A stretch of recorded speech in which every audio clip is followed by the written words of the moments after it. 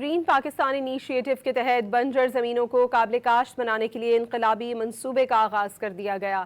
ملک بھر میں لاکھوں ایکڑ غیر آباد زمین کو قابل کاشت بنانے کے اقدامات تیزی سے جاری ہیں۔ گرین پاکستان انیشیٹو کے تحت بنجر زمینوں کو قابل کاشت بنانے کے لیے انقلابی منصوبے کا آغاز کر دیا گیا ہے۔ بیرون ملک مقیم پاکستانی بھی گرین پاکستان منصوبے میں بڑھ چڑھ کر حصہ لے رہے ہیں۔ سی ای او yellow grain form Ghulam Mustafa خاندان سمیت پاکستان منتقل ہو کر جدید زراعت کے فروغ میں عملی کردار ادا کر رہے ہیں۔ مقامی کسان محمد عبداللہ لیاقت نے کہا کہ جی پی آئی کے تحت 17,000 ایکڑ رقبہ حاصل کر کے زراعت کو وسعت دی گئی اور مقامی سطح پر روزگار کے مواقع بھی فراہم کیے گئے۔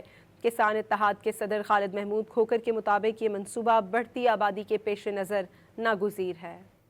گرین پاکستان انیشیٹو کے تحت بنجر زمینوں کو قابل کاشت بنانے کے لیے انقلابی منصوبے کا آغاز کر دیا گیا۔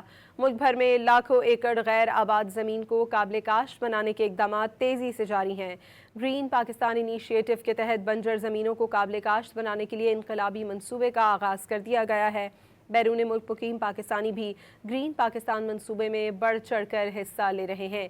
سی ای او yellow grain form Ghulam Mustafa خاندان سمیت پاکستان منتقل ہو کر جدید زراعت کے فروغ میں عملی کردار ادا کر رہے ہیں۔ مقامی کسان محمد عبداللہ لیاقت نے کہا کہ جی پی آئی کے تحت 17,000 ایکڑ رقبہ حاصل کر کے زراعت کو وسعت دی گئی اور مقامی سطح پر روزگار کے مواقع بھی فراہم کیے گئے۔ کسان اتحاد کے صدر خالد محمود کھوکھر کے مطابق یہ منصوبہ بڑھتی آبادی کے پیش نظر ناگزیر ہے۔